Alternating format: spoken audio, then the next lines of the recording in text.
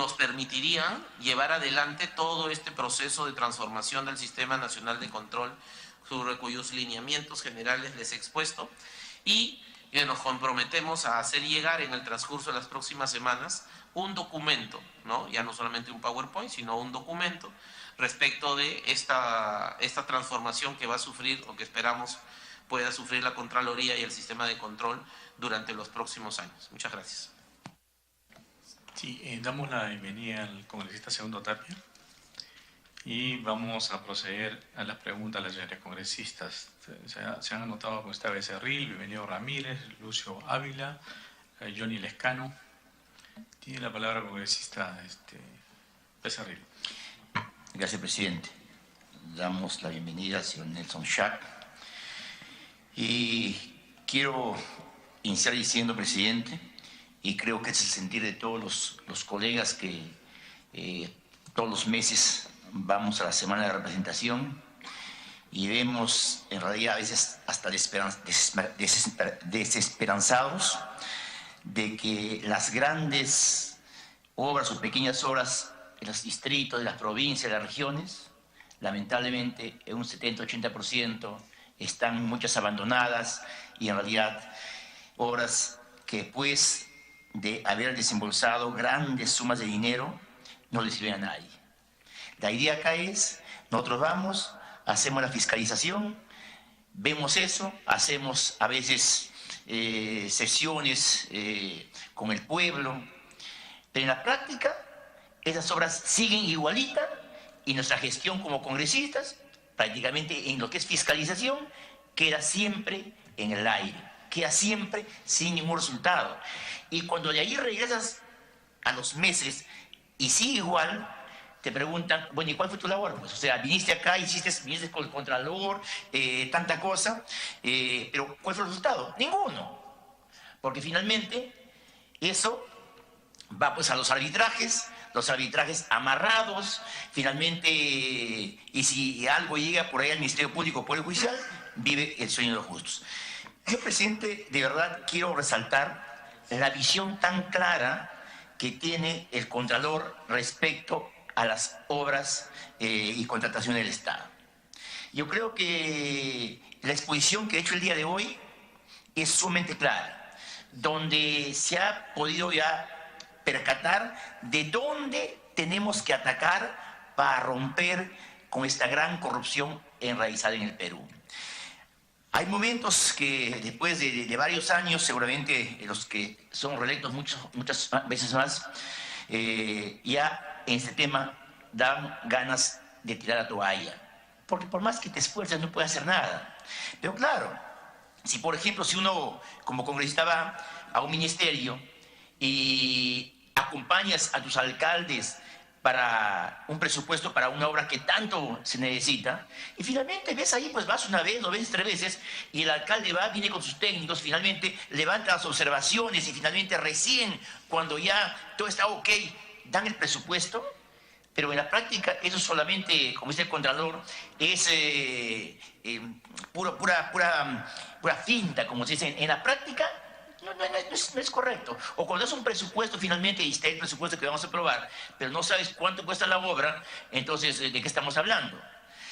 Yo creo, presidente, que hay temas muy importantes y por lo menos particularmente guardo la esperanza de que con esta nueva visión de la Contraloría, porque a mí no me van a decir que el señor Fatcuri, el señor Alarcón, que ha estado 7 años en la Contraloría, bueno, unos 7 años, el otro creo que 3 años, no se han podido percatar en 7 años de lo que ahora nos explica el señor Nelson Schack. Entonces simplemente llegaron para convivir con la corrupción, y eso incrementa sus responsabilidades en el caso de Fatcuri, que los grandes problemas que hubo de corrupción, por ejemplo, Ancash, Tumbes y todos los gobiernos regionales, siempre llegó tarde, nunca se dio cuenta de nada. Entonces, para mí, obviamente, le gustó vivir con la corrupción. Quisiera preguntar acá, por ejemplo, al Contralor, cuando nos dice que los municipios provinciales, distritales, han demostrado que no tienen capacidad de ejecución de gasto. No, los presupuestos no saben implementarlos, no implementan bien, y eso lo conocemos todos. Entonces, en todo caso, estas grandes obras, por miles de millones, 26.000 millones me parece que son, de la reconstrucción con cambios, ¿quiénes van a ser las unidades ejecutoras? O sea, ¿va a ser directamente del gobierno central? Y si es del gobierno central, ¿cómo van a elegir quién va a ejecutar estas obras? Eso es importante. Y también para saber y ir viendo dónde se puede controlar. La pregunta del colega Mauricio Mulder respecto al control recurrente, claro, va a originar obviamente retrasos.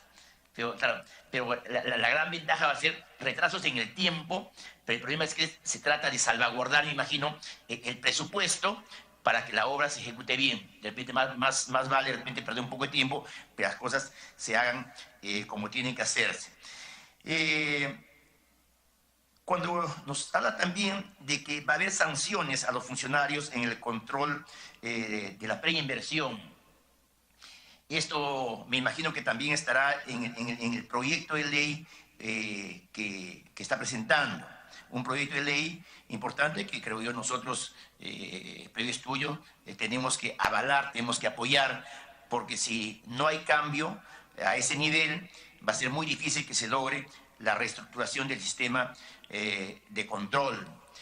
Pero también nos preocupa de que los cambios que se van a hacer son cambios que le corresponden a la Contraloría, pero hay cambios también que se necesita hacer a nivel de OCE, a nivel de contrataciones, de arbitrajes, y más bien quiero aprovechar esta oportunidad.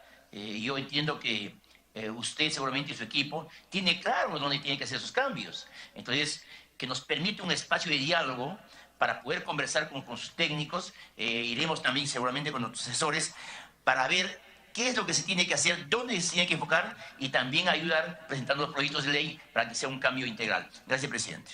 Sí, tiene la palabra el congresista Bienvenido Ramírez. Gracias, presidente. Saludar a nuestros colegas parlamentarios, saludar al Contralor Nelson Chac. Bueno, habiendo visitado el Contralor mi región, ha visto las obras inconclusas que hay y las obras que tienen una antigüedad del Hospital Regional 22 de Tumbes, que está por caerse ahora, declararse inhabitable. Él ha visto in situ estas obras que han sido construidas en los anteriores gobiernos regionales que han pasado por nuestra región de Tumbes. Nuestro norte es una de las regiones, igual que Piura, afectadas por la corrupción. Y hoy los corruptos están afilándose las manos y afilando los cuchillos para ver dónde puedan robar. Funcionarios. Es por eso que desde acá le digo que seré un aliado del Contralor de la República para fiscalizar y estar pendiente, seré una piedra en el zapato de estos corruptos. En Piura ya yo felicito al Contralor lo que había observado en cuanto a la reconstrucción, donde el Colegio de Ingenieros, la Cámara de Comercio y la Universidad Nacional de Piura se había pronunciado en contra de todo ello. Es cierto que el tema de las OSIS, de los controles internos en las instituciones públicas del Estado, muchas veces están manejados por los mismos gobernadores, los mismos directores de las diferentes instituciones. Es por eso que urge esto de que quienes les tengan que pagar a las OSIS es la Contraloría de la República. Digo yo, el tema de la reconstrucción. Pablo de la Flor ayer se ha corrido en la Comisión Agraria porque lo estaba esperando, pero no fue. Faltó el respeto a una importante comisión del Congreso de la República, que es el tema agrario, que hoy afecta a todos nuestros agricultores del país. Las lluvias ya van a venir ahora. El dinero que se ha destinado a las diferentes regiones que afectan las lluvias en los meses de noviembre, diciembre y enero, va a haber una destrucción sobre la destrucción que ya hubo en el fenómeno del Niño Costero. O sea, esos dineros que están destinados y recién empezarán las obras para el año que viene, marzo, pienso yo, en adelante, va a faltar dinero para esa reconstrucción. Porque el gobierno poco le interesó en ya empezar la reconstrucción ya en este año. Se pasó un año y aún no hay nada. Los agricultores, hoy he tenido temprano, recibido agricultores dirigentes de la región de Piura y de Tumbes, están cansados, están con hambre, no tienen trabajo. Necesitan esas defensas ribereñas para cuidar sus cultivos, cuidar sus tierras, y aún vienen las crecientes del río, nuevamente se van a llevar sus cultivos, lo poco que les ha quedado. Por eso que yo desde acá felicito este proyecto. Según lo que lo hemos estado hojeando, es un buen proyecto y estaremos de acuerdo con este proyecto, estaremos votando, por lo menos en forma particular, a favor de este proyecto. Lo tendré que revisar bien, pero es un importante proyecto para el control de las autoridades y los funcionarios corruptos, especialmente de las regiones del norte que hoy azota esta corrupción. Esta corrupción tiene que estar en todos los ámbitos y esperemos que seremos, y quiero decirle al Contralor, seremos aliados a él para desenmascarar a los corruptos que están esperando y afilando sus cuchillos para robar. Quizás buscarán otras formas como robar o sacarle la vuelta a todo este trabajo que quiere hacer el Contralor de la República.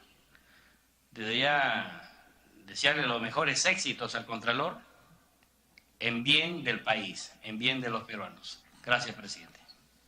Tiene la palabra el congresista Lucio Ávila. Gracias, presidente. Saludamos la presencia del señor Contralor General de la República, Nelson Schack. Nosotros estamos permanentemente por nuestra región. Yo estuve hace unas semanas en un foro en mi región, donde hice una ponencia sobre temas de desarrollo, crecimiento. Un foro en el que asistieron algo de 500 personas. Y yo tuve la oportunidad de absolver las preguntas de ellos, tal vez unas 20. ¿No? Te alcanzan, me olvidé de traerlos, esas inquietudes. Y lo tengo guardado y se lo voy a alcanzar. De las 20 preguntas que me alcanzan, 19 era sobre corrupción. Es decir, hay un sentimiento generalizado de que la corrupción ha invadido todos los niveles. Y Contraloría, bueno, está pintada. Así, de simple, ¿no? Más bien, algunos órganos de control interno que dependen de las instituciones son utilizados más bien políticamente. Si alguien se opone, lo critica, inmediatamente le empieza a buscar 3 pies al gato. Entonces, en ese aspecto es eficiente, en ese aspecto sí es eficiente Contraloría. Pero los actos de corrupción que atentan contra el buen uso de los dineros del Estado para poder hacer obras de infraestructura y otro tipo de proyectos, realmente no pasa nada. Yo mismo le diría casi con certeza, la corrupción, hemos levantado tantas veces la voz, la corrupción sigue ahí y seguirá. Y yo lo felicito por este trabajo que ha hecho, pero me parece una propuesta blandengue que no va a cortar la corrupción. No va a cortar para mí que debe haber una sanción drástica, una muerte civil para esos alcaldes, para esos gobernadores, para todos aquellos que manejan fondos del Estado, que pueden ser jueces, fiscales, rectores, ¿no? Una muerte civil de tal manera que puedan ser sacados del cargo en forma inmediata y que ellos jamás puedan constituir empresas y tener que venderle luego al Estado. Yo creo que aquí tenemos que ser drásticos. Si no, esta corrupción que está en todos los niveles, no voy a mencionar el problema del gasoducto, del Metro 1, que Petroperú, no, todo el mundo lo sabe. Pero sí le puedo volver a señalar, y quisiera que tome nota, señor Contralor, lo que está pasando en mi región. Vamos a tomar a los 3 niveles, a nivel nacional, a nivel de gobierno regional y a nivel de gobiernos locales. A nivel de gobierno nacional, le voy a mencionar solamente dos carreteras. Una que concluyó al finalizar el mandato de Humala. La carretera Puno-Mañazo-Huataquica. Se ha construido esa carretera, supuestamente para conectarnos con Arequipa más rápidamente. La carretera no duró ni 6 meses. En este momento esa carretera está totalmente destrozada, inservible. ¿Qué ha pasado? ¿Quién ha hecho la supervisión? Un ciego ha hecho la supervisión y no se ha dado cuenta de la calidad de trabajo, de material que se ha puesto en esa carretera que le menciono. El otro es la carretera Puno-Juliaca, actualmente en ejecución, sobrevalorada, cuesta 330 millones. Y los expertos dicen que el costo promedio para esa zona, dado esa circunstancia, porque es una carretera casi plana, es de 2 millones. Pónganle 3 millones. Solamente hay 44 kilómetros de distancia entre Puno y Juliaca. En el mejor de los casos puede ser 120 millones, pero ha costado 330 millones. Entonces, y encima está paralizado. Está paralizado ya desde el mes de enero. Nadie dice nada. Muy bien, la empresa se llevó el dinero, está ahí. Parece que no existiera Contraloría en este caso, ¿no? Para mencionar problemas de tipo regional, tenemos 2 casos de 2 hospitales. El Hospital Materno Infantil de Juliaca, a cargo del gobierno regional. Se ha invertido millones y no hay absolutamente ni un cerco. Y hay un gobierno regional del señor Fuentes, el señor Mauricio Rodríguez y el actual. 3 gobiernos regionales. Y con decirle no existe ni el cerco. Nadie dice nada. El pueblo se ha cansado de exigir, de reclamar su hospital materno infantil. Se ha construido otro hospital en Ayaviri, a cargo también del gobierno regional. Ya lo han entregado, ¿saben qué? Sin que se haya concluido. Entonces la empresa que ha hecho va a decir ya lo han utilizado, ya no soy responsable de lo que pasa. Hay ascensores que no funcionan, ascensores hechizos, y me han presentado la denuncia de que incluso casi muere una persona porque se descompuso. Luego hay otro caso del gobierno regional, el problema de la carretera Sina y Anahuaya, por administración directa del gobierno regional. Es una caja chica, según manifiesta la población y la prensa, es una caja chica del gobierno regional. Porque ahí entra el dinero y no hay avance de la obra. Entonces nadie dice nada. En cuanto a gobiernos locales, el caso emblemático, Contralor, es el caso del drenaje pluvial de Juliaca. Aquí, en esta comisión llegó la denuncia. A mí me tocó la responsabilidad de presidir la comisión para poder investigar esto. Nosotros hemos revisado como 4.000 páginas de todos los actuados. De 180 millones de soles que depositó el Estado en las cuentas del municipio, se gastaron algo más de 70 millones. La valorización hecha por los peritos solicitado por el mismo municipio, establece que solamente serían válidos el 4.5%. Estamos hablando no más de 3 millones. Y el resto de los 70 millones, ¿qué pasó? Y esto involucra a 2 gobiernos locales. Créame, Contralor, la población ya no sabe a quién reclamar. Nosotros le hemos hecho llegar, luego de que esta comisión recibió y aprobó el informe del trabajo que hemos hecho nosotros. Aquí lo hemos traído al alcalde, hemos hecho la visita de campo, hemos revisado 4.000 páginas, se ha pasado el documento a su despacho en el mes de junio de este año. A la fecha no sabemos nada. Y yo ya no quiero contestar incluso cuando los pobladores, los comités de defensa me llaman, ya no sé qué decirle. Piensan que yo estoy involucrado en esto, pues, o lo estamos paseando. Entonces, ahí se tienen que tomar medidas drásticas. También hay algunas denuncias de algunos alcaldes que han hecho compras de terrenos sobrevalorados. Bueno, Entonces, en resumen, por eso yo le digo, esto está muy bien, pero me parece blando. Necesitamos ser drásticos. Yo creo que vamos a compartir en este Congreso en que cuando se comprueben estos actos de corrupción tan groseramente, digamos, realizados afectando a la población, sean destituidos en forma inmediata y nunca más puedan ocupar un cargo público. Muchas gracias, congresista. Gracias, presidente. Tiene la palabra el congresista Mauricio Mulder, luego el congresista Johnny Lescano. Presidente, muchas gracias.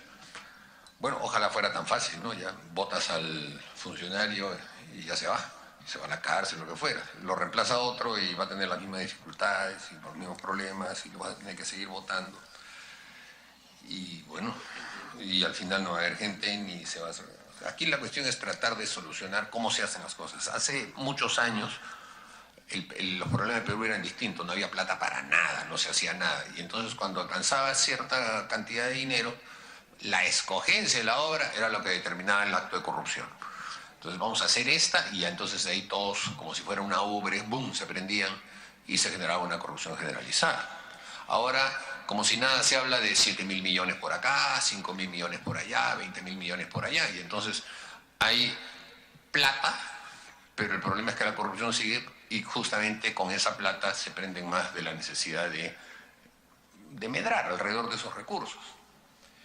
Y la exposición que me parece bastante positiva, ilustrativa, que nos ha traído el Contralor General de la República, presidente, tiene sin duda propuestas proactivas que son importantes, pero que van a chocar con algunos problemas. Por ejemplo, él señala que el presupuesto operativo del plan de reconstrucción, el adicional le pone, va a ser de 210 millones de soles.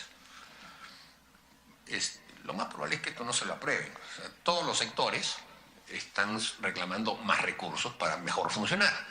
Y todos los años es lo mismo. Y todos los años siempre hay una mejora de recursos. Nunca se llega a la meta y cada año vienen todos los sectores y nos traen las metas más altas y así es. Per secula seculor. Aquí habría que recurrir, presidente, a la famosa frase pintada en muros de París el año 68 que decía la imaginación al poder, ¿no? Va a tener que encontrarse alguna solución con los recursos que se tiene y sin los que no les den. Y eso también nos lleva a otra frase de Francia 68 que decía, seamos realistas, pidamos lo imposible. Entonces, claro, se pide, no me han dado, sigo mal. Y muchas veces la tónica de, no estoy diciendo que es lo que haya dicho el señor Chak ahora, no lo ha dicho, pero otros titulares de pliego dicen, bueno, aquí tengo de estas dificultades y tengo todos estos proyectos que son muy importantes e interesantes, pero tienen que darme la plata. Y como no se le puede dar porque lo que está pidiendo no se puede, pues esto es una ley de presupuesto que tiene que abarcar a todos los sectores, el año siguiente es el mismo discurso y el siguiente y el siguiente. Entonces, estos 210 millones probablemente no le vayan a dar, señor Contralor. La Comisión de Presupuesto ni el Congreso de la República, pues no hay. A la hora de que se pudiera atender realmente todo lo que pide cada sector, tendríamos prácticamente una ley de presupuesto que habría que hasta duplicarla. En ese sentido, ¿qué podemos hacer, como se dice en términos criollos, por mientras? O sea, durante todo este año, sin los recursos para mejorar los niveles de fiscalización y sobre todo de control concurrente. Y además buscando que ese control concurrente no diga, ajá, lo agarré al corrupto. Sí, claro, eso tiene que hacerse. Pero al mismo tiempo, ajá, la obra sigue, la población se beneficia y no suceda como que haya temas que están aprobados, que los que ha señalado, por ejemplo, el congresista Lucio Ávila, y que nadie hace nada porque están paralizados y se pasan meses, semanas y años. ¿Qué hacemos? ¿Cómo hacemos para viabilizar eso? Probablemente se necesiten flexibilizar algunas decisiones en ámbito legal. Y en ese sentido el proyecto sin duda va a tener que, presidente, dársele la prioridad que corresponda para que lo podamos discutir de una manera acelerada. Pero eso significa que vamos a tener que establecer mecanismos en los que, justamente por tratarse de una entidad que controla, detecta e informa, que es la Contraloría General de la República, para que esto pueda funcionar rápido y eficientemente, tiene que relajarse algunos de los derechos sustantivos de las personas para que los hagan en todo caso esgrimir en la vía judicial. Porque claro, el funcionario tiene derecho a que se le presenten los cargos que corresponden, tiene su abogado, hay todo un procedimiento interno en Contraloría y eso va alargando mucho las cosas. Y al final se terminan perdiendo, digamos, los señalamientos específicos de responsabilidades. Eso, presidente, creo que es uno de los elementos sustantivos. Y lo segundo, la tónica de la Contraloría en los últimos años ha querido ser una especie de, sobre todo con el señor Fuad Curi, ¿no? El mostrar resultados. Sí, nosotros trabajamos. Entonces, mientras más corruptos él mencionara, mejor. Pero claro, no mencionaba nombres y apellidos, mencionaba números. Entonces vino a decir, acá hay 10.000 acusados, o 15.000 por allá, hemos avanzado un montón, nadie se sabía. Y cuando se le pidió después de mucho tiempo que dijera, a ver, quiénes eran, qué casos, etcétera, terminó que casi el 99% eran casos civiles, administrativos, y los casos penales creo que solo 1 o 2 a nivel nacional se produjeron con detenciones específicas. Los demás eran casos menores, de colusiones de funcionarios de segundo orden. Entonces, en ese sentido también, cómo determinar que los recursos humanos que se tienen en la Contraloría estén focalizados al meollo del asunto o a la persona, digamos, clave, en lugar de estar perdiendo el tiempo con uno de cuarta fila que recibió pues 300 soles, ¿no? No digo perder el tiempo porque se tiene que seguir, pero si todo el esfuerzo de la Contraloría se pierde en una periferia y no en el centro, entonces no estaríamos dando en el meollo del asunto. ¿Cómo hacer para que esto pueda estructurarse de esa manera? Gracias, presidente. Sí, tiene la palabra el congresista Johnny Lescano, luego el congresista Tapia. Presidente, muchas gracias. Yo quisiera hacer algunas preguntas al Contralor. Uno, respecto al decreto de urgencia 03. Yo creo que la Contraloría debía pronunciarse, porque aquí estamos en una discusión en el Parlamento para ver si lo comprendemos a los socios o empresas consorciadas de las empresas brasileñas que han incurrido en delitos y que han afectado el presupuesto nacional, que han causado mucho daño al país. Sobre ese particular creo que necesitamos un pronunciamiento de la Contraloría, porque son los órganos especializados que luchan precisamente contra la corrupción. Entonces, ¿cuál es la opinión de la Contraloría respecto a este tema? Porque siempre sería bueno tener una opinión de parte de los órganos técnicos, ¿no? Porque, repito, ese decreto de urgencia tiene una serie de falencias y no hemos visto un pronunciamiento de la Contraloría en ese sentido, que sería muy importante, porque son temas emblemáticos y que obviamente todo el país está atento. Y necesitamos un marco legal donde la opinión técnica también esté presente. Entonces, la Contraloría, ¿qué dice sobre el particular? En segundo lugar, señor presidente, ¿cómo está el caso de Kunturwasi? Porque la Contraloría también ha intervenido en el caso Kunturwasi. ¿Qué se está realizando? ¿Cómo se está llevando a cabo las acciones de control?